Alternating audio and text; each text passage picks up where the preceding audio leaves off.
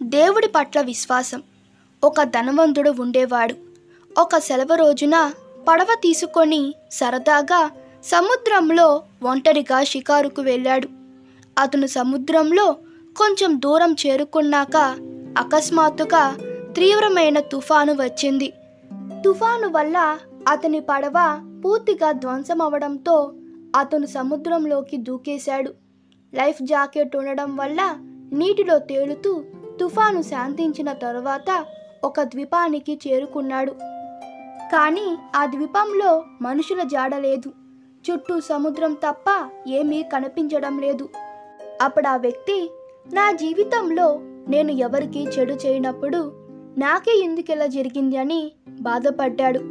ఆ తరువాత తనను మరణం నుండి రక్షించిన భగవంతుడు తీరం చేరుకునేందుకు కూడా దారిని చూపిస్తాడని మనసులో దేవుణ్ణి గట్టిగా విశ్వసించాడు. ఆ ద్వీపంలోనే ఒంటరిగా నివసిస్తూ అక్కడ పండే ఆకులు పండ్లు తింటూ బతకడం అలవాటు చేసుకున్నాడు. కొంతకాలం తరువాత నెమ్మదిగా అతనిలోని ఆశలు నీరుగారిపోవడం మొదలైంది. కానీ దేవుడి పట్ల అతని విశ్వాసం మాత్రం తగ్గించుకోలేదు. దాంతో తన జీవితం అంతా ఈ దివిలో గడపక తప్పదని నిర్ణయించుకొని ఆ ద్వీపంలో తను నివసించేందుకు ఓ గుడిసె నిర్మించుకోవడం ప్రారంభించాడు. గుడిసె నిర్మాణం పూర్తవగానే మళ్ళీ అకస్మాత్తుగా ఉరుములు మెరుపులతో వాతావరణం మారిపోయింది. అతని గుడిసెపై పిడుగుపడి గుడిసె కాలిపోసాగింది. ఇదంతా చూసి విస్తరిపోయిన ఆ వ్యక్తి ఆకాశం వైపు చూస్తూ, దేవుడా, ఎంతవరకు నీకిది న్యాయం? ఎన్ని కష్టాలు ఎదురైనా నీపై ఎప్పుడూ విశ్వాసాన్ని కోల్పోలేదు. నిన్నే నమ్ముకున్నాను. నువ్వెందుకు నాపై దయ చూపించడం లేదు స్వామి అంటూ నిరాశ నిస్పృహలలో కూరుకుపోయి ఏడవడం ప్రారంభించాడు. అంతలో అకస్మాత్తుగా ఒక పడవ ఆ ద్వీపం సమీపంలోకి వచ్చింది.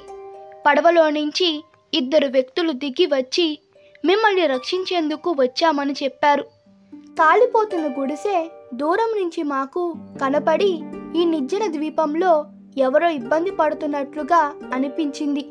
మీరు మీ గుడిసెను కాల్చి ఉండకపోతే ఇక్కడ మీరున్నారన్న విషయం మాకు తెలిసి ఉండేది కాదని అన్నారు. అప్పుడు ఆ వ్యక్తి కళ్ళల్లో నీళ్లు తెచ్చుకొని భగవంతుని క్షమాపణలు కోరుతూ, ఓ ప్రభు, నన్ను రక్షించడానికి నువ్వే పిడుగు రూపంలో నా గుడిసెను తగలపెట్టావని నేను గ్రహించలేకపోయాను. నువ్వు నా సహనాన్ని పరీక్షించావు, కానీ నేను అందులో విఫలమయ్యాను. నిశ్చయంగా నేను నమ్మిన వారిని తప్పకుండా కాపాడతావని నువ్వు నిరూపించుకున్నావు. దయచేసి నన్ను క్షమించి ప్రభు అని మనసులోనే నమస్కరించుకున్నాడు. సుఖంలోనైనా దుఃఖంలోనైనా తనను నమ్మిన వారితో దేవుడు ఎల్లప్పుడూ ఉంటాడు. సహనం కోల్పోయినప్పుడు మనిషికి ఒకసారి దేవుడిపై కోపం వస్తుంది. కానీ మనిషిపై దేవుడు ఎప్పుడూ కోపం తెచ్చుకోడు. ఆయన ఎల్లప్పుడూ మంచినే చేస్తాడు. జీవితంలో అప్పుడప్పుడు మనకు కూడా అలాంటి పరిస్థితులు ఎదురవుతుంటాయి. మనం నిరాశతో దేవుడు లేదా విధిపై కోపం తెచ్చుకుంటాము. విశ్వాసాన్ని కోల్పోతాము. దాని కారణంగా మన ఆత్మవిశ్వాసం కూడా క్షీణించిపోయే అవకాశం ఉంటుంది. కానీ ఆ తర్వాత మనకు నెమ్మదిగా అర్థమవుతుంది, ఆ దేవుడు విధి చేసింది మంచిదేనని. లేకపోతే నేను ఈరోజు ఇక్కడ ఉండేవాణ్ణి కాదని. కాబట్టి ఎన్ని కష్టాలు ఎదురైనా, దుఃఖం ఎంత కృంగతీసినా, సమస్యని ఎంత తొక్కేయాలని చూసినా ఏనాడు ఆత్మవిశ్వాసాన్ని విడవకుండా భగవంతుడిపై భారముంచి పట్టుదలతో మన పని మనం చేసుకుంటూ వెళితే తప్పకుండా విజయం సాధించి తీరుతాం. ఈ కథ మీకు నచ్చినట్లయితే మీ అభిప్రాయాలు కామెంట్లో తెలపండి.